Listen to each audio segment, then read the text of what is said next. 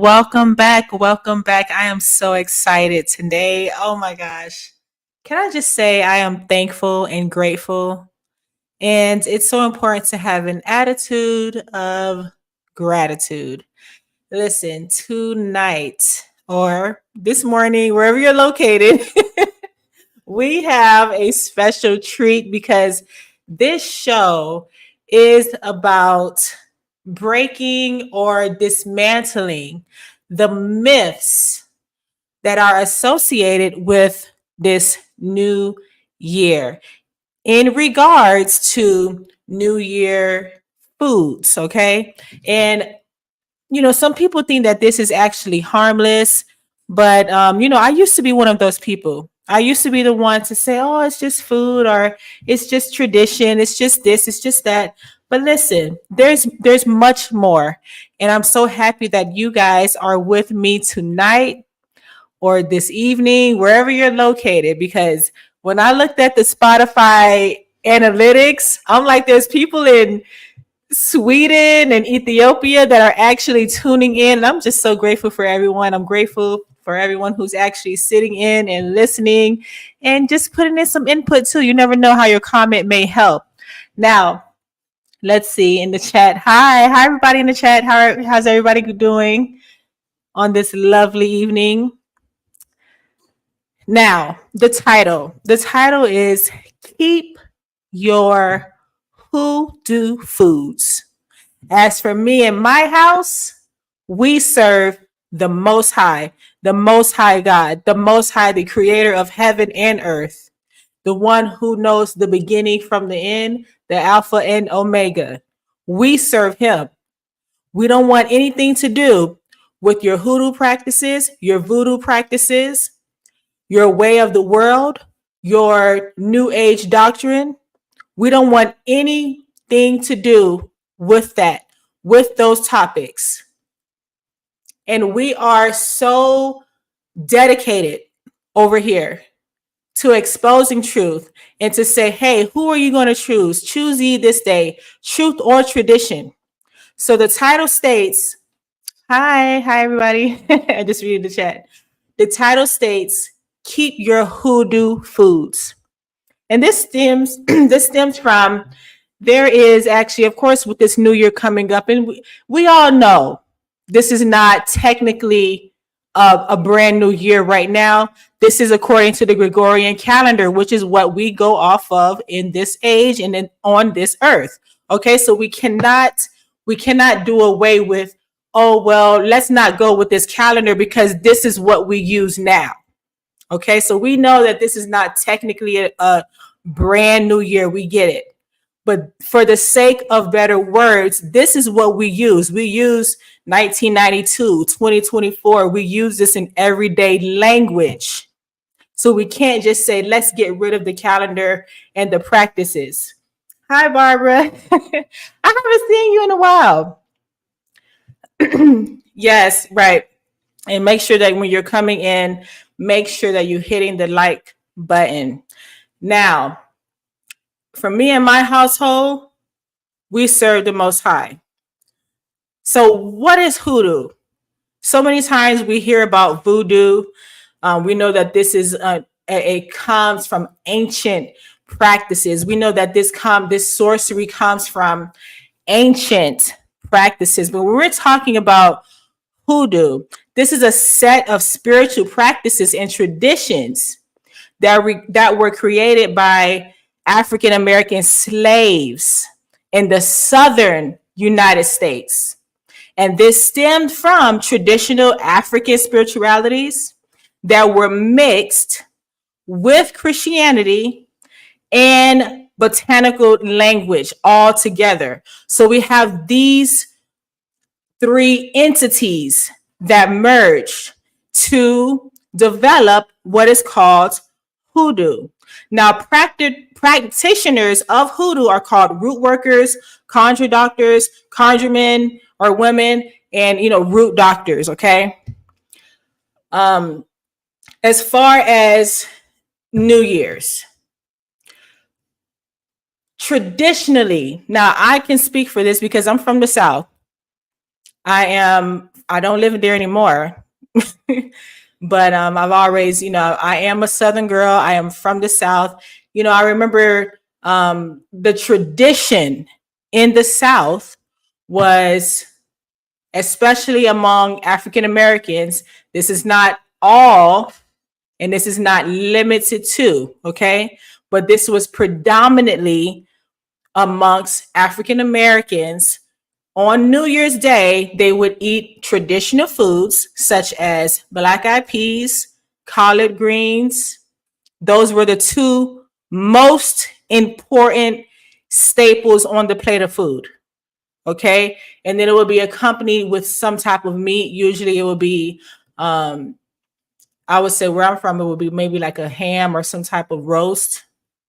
But the main things that you had on that plate were black eyed peas and collard greens, right? Or mustard greens, some type of greens. Oh, it's nice seeing you too, Barbara. Now, in Hoodoo, which we just explained, this comes from African spirituality that is blended with Christianity and botanical knowledge from Africa. Now, look, I've always tell people that when you're here on my channel, don't just take my word for it. You go ahead and research it yourself. Go research it. It's always good to have, you don't ever take someone's just their word and just say, you know what, I'm going to just go with that. Always do your own research. Always pick up the Bible for yourself also. Read for yourself. Ask the Most High God for understanding. Now, in Hoodoo, most grains and beans, mind you, this is taken from their site. Yes, I had to go in the trenches to look up what are the practices that these people do. And I tell people this, I really, at this aspect, when it comes to researching occult practices, you have to put on the whole armor of God. You have to cover yourself with the blood of the Messiah. Matter of fact, right now, Father, in the name of Yahushua HaMashiach, Jesus of Nazareth, we cover ourselves with the whole armor of you, the helmet of salvation, the breastplate of righteousness, the shield of faith, the sword of the Spirit, the belt of truth, the shoes of peace. Father, open the listeners' ears and let them absorb the knowledge that is going to set them free from traditions of men, and that is going to catapult them into the truth of your knowledge. Okay, now let's move on. In Hoodoo, most grains and beans are a symbol of wealth because they grow abundantly. Again, this is not me making this up. This is on 2 or 3 websites. One of them is called Hoodoo Voodoo, and there's another one. Wait, let me see. Let's see. The other one is a blog site, and it is under, their practices. Okay, let's just say that. Now, the black eyed peas, and they have in parentheses, coins are paired with greens, and in parentheses they have money in Southern Hoodoo. And I quote, black eyed peas were plentiful and considered the pennies from heaven. The peas will forever be a symbol of wealth and gratitude in the culture. Also, this is the whole blog from them, from this site. Also, Southern tradition states that black eyed peas are a symbol of emancipation from freed slaves.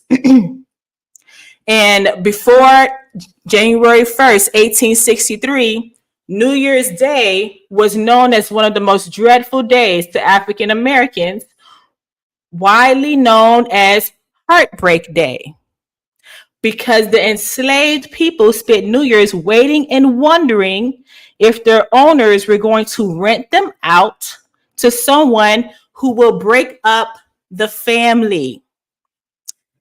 In doing so, enslaved Africans already recognized the abundance of black eyed peas. Southern New Year's traditions, deeply rooted in Hoodoo practices, exemplified the cultural richnesses and resilience of African communities. Everybody hear that? In addition to, all greens were a symbol of wealth in Hoodoo. All greens were a symbol of wealth in Hoodoo. Some greens originated, and then they're just going to talk about, where they originated in different parts of Africa. And it goes to say on, with that being said, and I quote, this is all in quotations here, greens and black-eyed peas were not a stranger to the ancestors and were very historical to the ancestors. Now, what does our Bible say about the ancestors? In my Bible, according to Ephesians, the dead know nothing. Again, the dead know nothing. The living know when we will die, but the dead know nothing. And that is in Ephesians. So all of this about our ancestors are guiding us. Let me tell you, the ancestors are familiar spirit. If you're hearing from ancestors with love, you heard it here first. Your ancestors are not the ones talking to you. What you're talking and communicating with is a familiar spirit pretending to be an ancestor. They are familiar in your lineage. This is why they know your mom and dad's last name and where you grew up and things like that. They're familiar to your lineage. Your ancestors are dead. They're not guiding us. You don't have a spirit guide. That's not it. And one thing about these traditions, where is the Bible in all of this? Let me read the comments.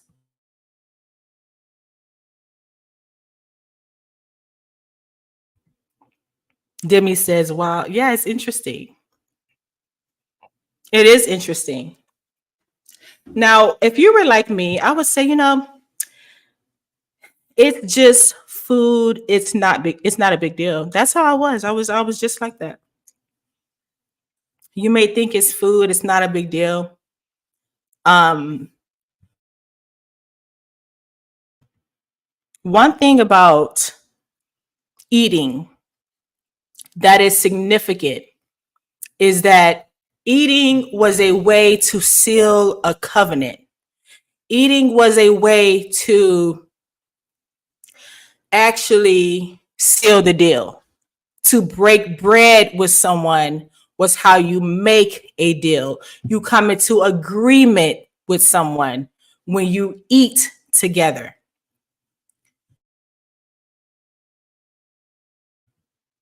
This is how we get the term, let's break bread, let's talk over a meal. This is where we get that from. Eating was not just eating. Oftentimes, and you've heard some of the dream playlists that I have done, eating in the dream, that was a way to initiate an agreement. Really, that's a really sneaky snake way of the devil not being able to get to you physically, so he would come to you spiritually and give you something to eat. This is why people have dreams where they're sitting in a banquet eating, gorging on food, stuffing their faces. This is why. Because eating was never just let's eat together. It was a sign of agreement. It's a sign that I trust you. Let's share a meal. Demi says this is all taught from generation to generation so callously. Yes, it is. Yes, it is. So many tribes and communities took eating together as a sign of agreement. Now, the enemy, he knows that he can't come to you and say, hey, sign right here and I'm just going to take over your life. He knows that, especially if you are a believer.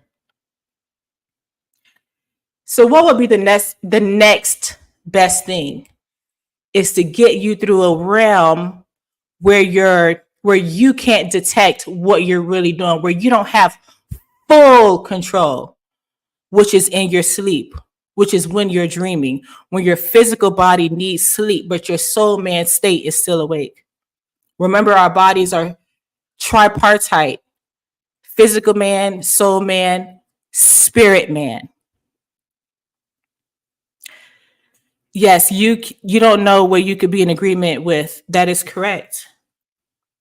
Now, apart from the symbolism within the foods, you have the greens meaning prosperity, the what was it? The peas meaning no, it was the peas meaning prosperity, the greens meaning money. Yeah, just with that symbolism, and we have the meats. Let me scroll up.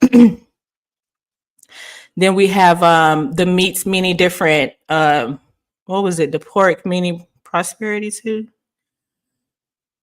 because all of them they meant some different things. Okay, black eyed peas were the coins, and then the greens were the money in Southern Hoodoo.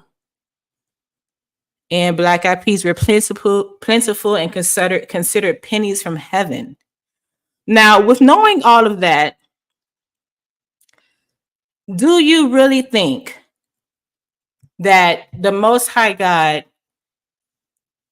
is okay with allowing people to put their faith in a dish?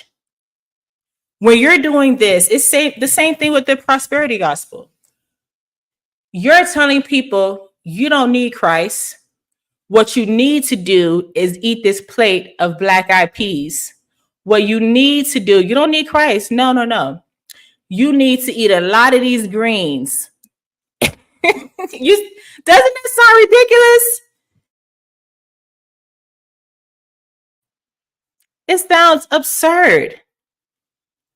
I mean, excuse me. I'm recovering from a cold, so bear with me. But I couldn't hold it in anymore. I had to get on here, and I had to talk about it, because guess what? The main people that are sharing and giving into this foolishness are believers of the Most High God, and they will go to church on that.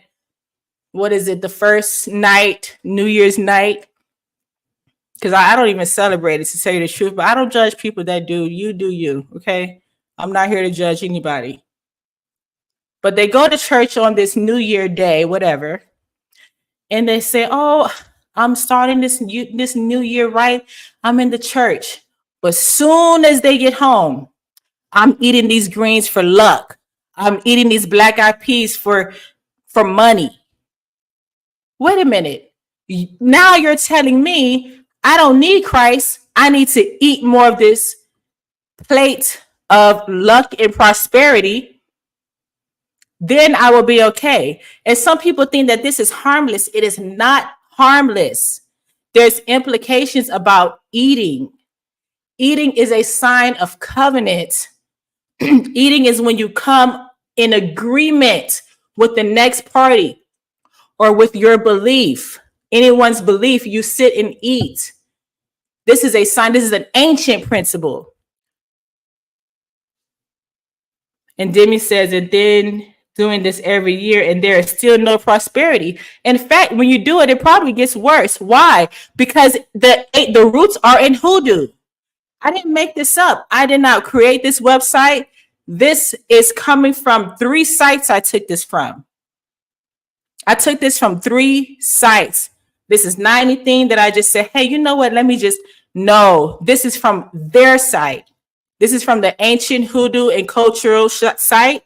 That's the first one. The second one is a blog. And the third one is another blog.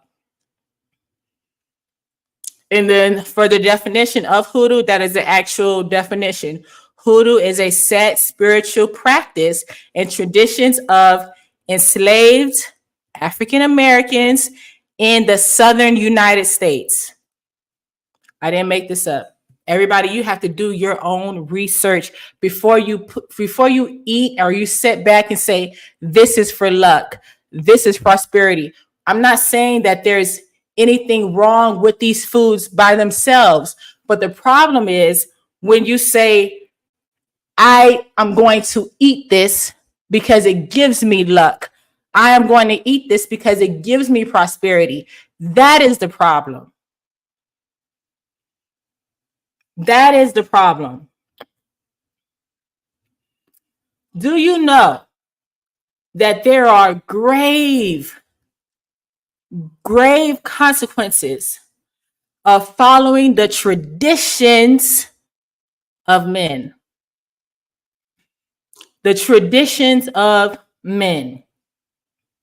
The traditions of men appears in the Bible more than one time. One of the times is in Matthew 15, where our master, Jesus of Nazareth, he confronts the Pharisee. Remember who the Pharisee were? They were sticklers of traditions of men.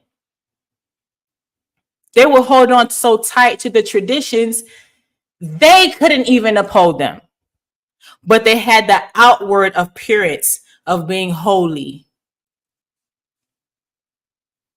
So Jesus, he confronted the Pharisee and the teachers of the law because they accused him of not, basically following the commandments, because Jesus did not wash his hands the way that they wanted to, the way that the tradition was before eating. And so our master, he pointed out their hypocrisy. Do you know how many times our master said, you den of vipers, hypocrites? Imagine doing that in a church today, where you see these holy, sanctified, praying for 5 hours straight hypocrites. Imagine seeing that today, and they're looking at you like, oh, sister so and so, you're not supposed to wear no pants.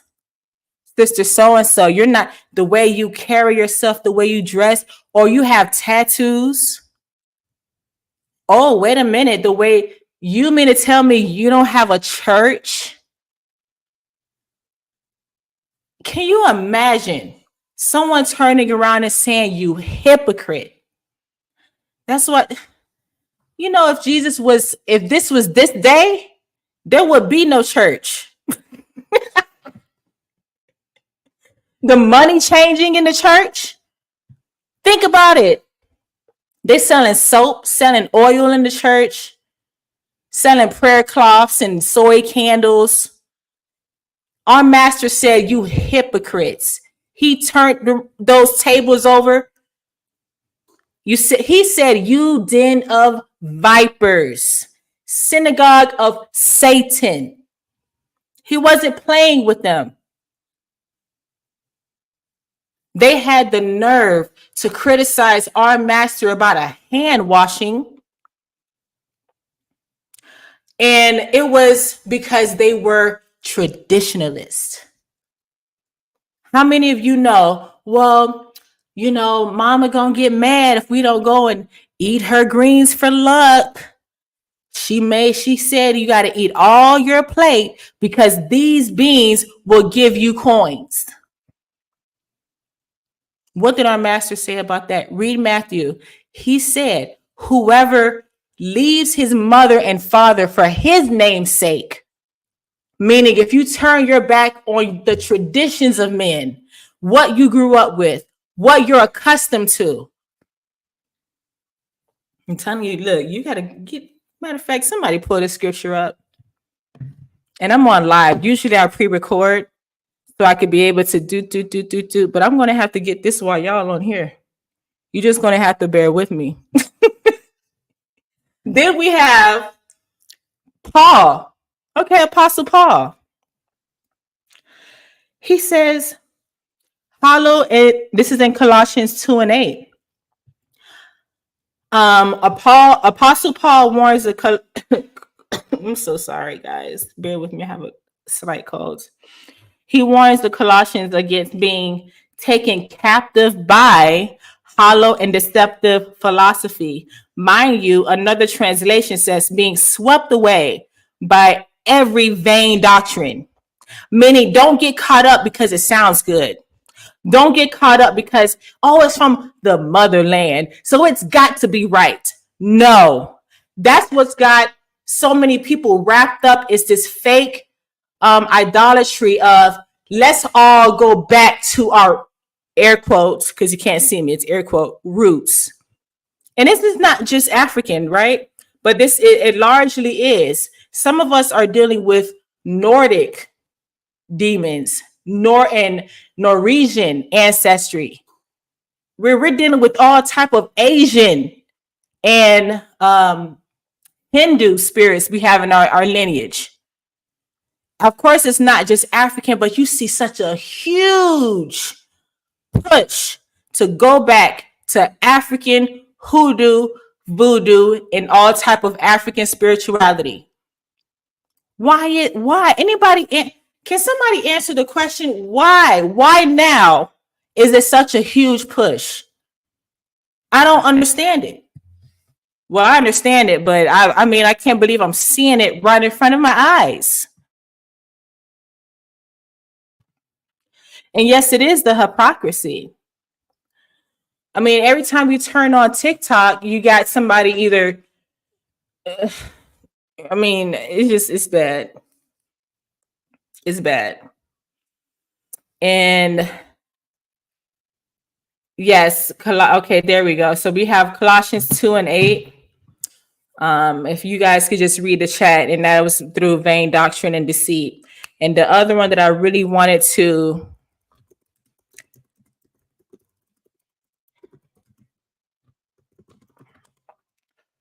put, let's see. Here we go.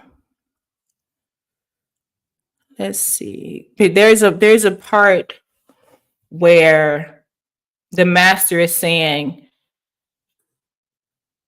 that whoever leaves his household because they're choosing to follow the word of God. And here it is in Mark 10, and that is Mark 10, 29 through 31. So make sure if you can, shout out to the moderator, Demise. Thank you so much. While I'm trying to, especially this is live, and I usually don't really do that much of a live. Okay, so we have Mark 10, 29 through 31. Let's see if I can actually copy it. And let me read it to you. So Jesus answered and said, this is what he said. Now listen to our master. He don't look one thing. Ooh, he does not play. He wasn't like, thank you, my Father. Yahushua HaMashiach, Jesus of Nazareth, he did not come to bring peace on earth. He came to bring a sword. He will divide mother against daughter, mother-in-law against daughter-in-law. Your household will be divided because you chose to be following the path of righteousness and truth. You're not going to follow the path of being in the wide gate, because our gate to heaven is narrow and few find it. Few find it. So Mark 10 and 29. So Jesus answered and said, assuredly I say to you, there is no one, listen, please listen to this. There is no one who has left house or brothers or sisters or father or mother or wife or children or lands for my sake, for his sake in the Gospels, who shall not receive 100-fold now in this time.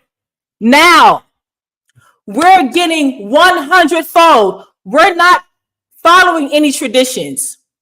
We left all of that behind. Sorry, mother, I could love you from afar. Sorry, brother and sister, you still want to play with God and you want to play these games and act like this is harmless.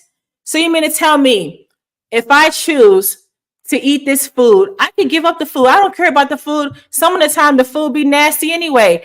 You think that these peas and these collard greens and this witchcraft plate, is that worth my salvation? No. I'll see you later. The food was nasty. I'm not going to play with. Listen, sometimes the food be nasty anyway. Yeah. Let me read this today.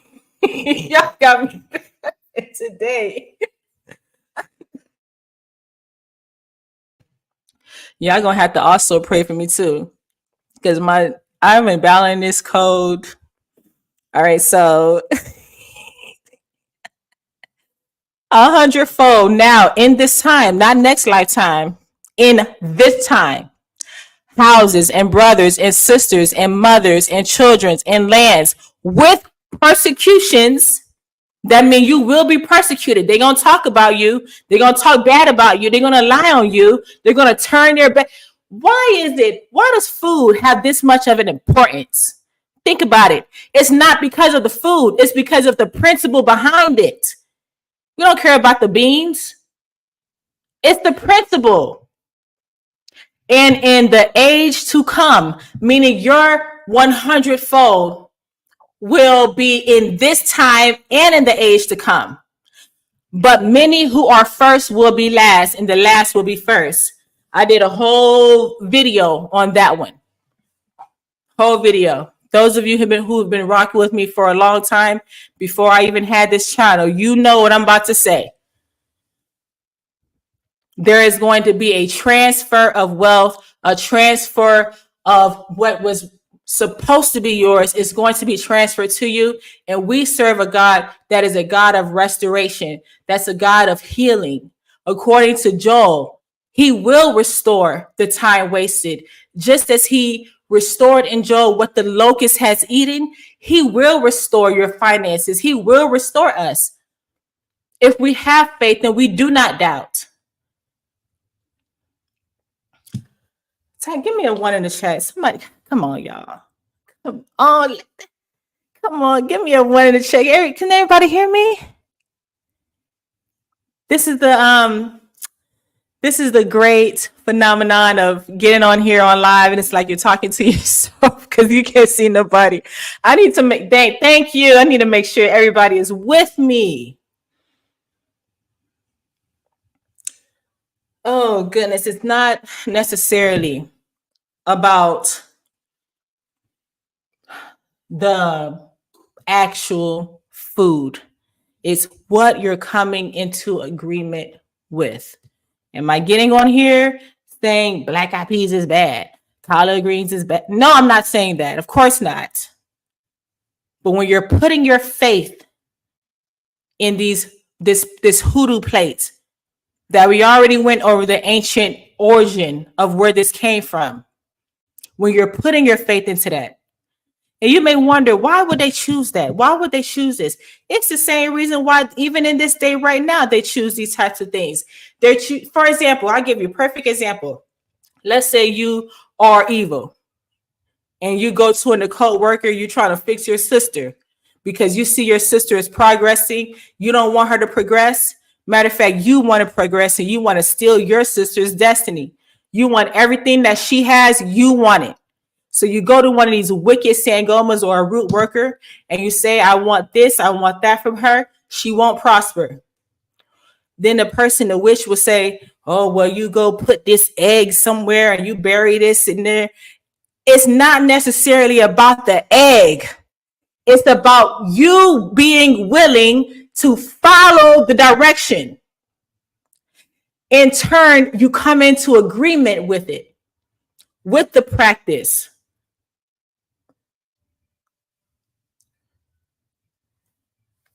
Look up my video on soul fragmentation, star stealing. Did you know you have a star? Do you know someone is after it? This is real life. And I give scripture. This is real life, guys. Come on. You got to wake up. It's not necessarily about the actual food. It's about what you're willing to do and how you're willing to cooperate with an idea that says, hey, I can get you prosperous. You don't need Christ. But then you want to go up and, or well, not you, but most people want to go up into the church and say, oh, let's, bless me indeed. You know the song. It's not right. And it's time for people to come out of the traditions of men and come into the truth, step into the truth. You will be persecuted. You will. But our master said, you have to pick up your cross. Everybody has to pick up their own cross. That is totally different from what this prosperity gospel teaches. Prosperity gospel says you don't need a cross. You don't need to pick up any cross. You can get in through the back door, which is through this money.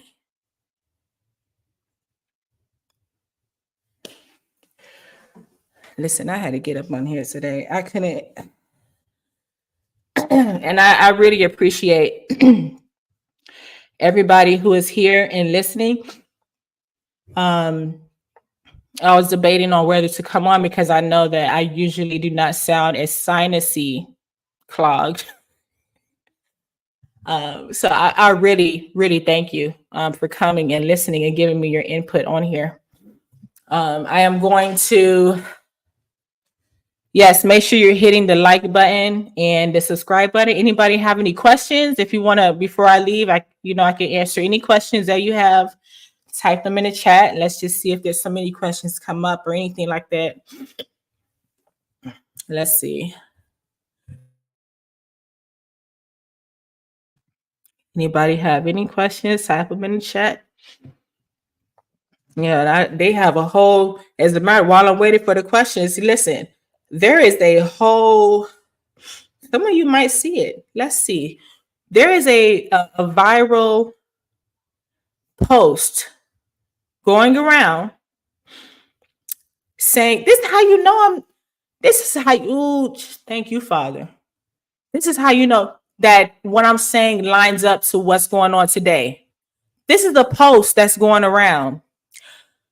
Ringing the new year with Hoodoo Foods for prosperity and luck. That's what's going around. And they have the pictures with the symbolism. Oh, here's one. Cornbread. The golden cornbread is linked to gold in abundance. Its rich color signifies wealth. Okra, a beloved gem in Hoodoo food culture. I cannot make this up. What? And I don't believe in coincidences. Look at this synchronicity right here. We got to get with the program. Okra symbolize fortune and flavor. Fish, a symbol of abundance and fertility in many cultures. Fish in Hoodoo tradition represents moving forward. I feel bad even reading this. I rebuke that. I rebuke all of this in the name of Yahushua HaMashiach. You will not. And anybody that's curious about it, listen, you need to, let's put on the whole, cover yourself with the blood. How about that? All of this is foolishness. And back to the roots of this African spirituality, that is what caused us to be enslaved for 400 years. Let's just get that right. All right. And I could say that due to research, and I would hope everybody researches, on your own. And I really thank everybody for coming out and listening. Make sure that you have your copy of When Satan Plays Matchmaker, Exploring the Spiritual Side of Narcissism. Pretty soon, I'm going to break down that chapter or that excerpt on Lilith, the demonic presence of Lilith, and how you can actually, or if you that narcissistic relationship, it would sound very familiar about how these people are, and you will see the characteristics of this entity in that person that you were dealing with. And I pray that you are not dealing with that person anymore. But Lilith is something else, and she hates children, by the way. She hates them.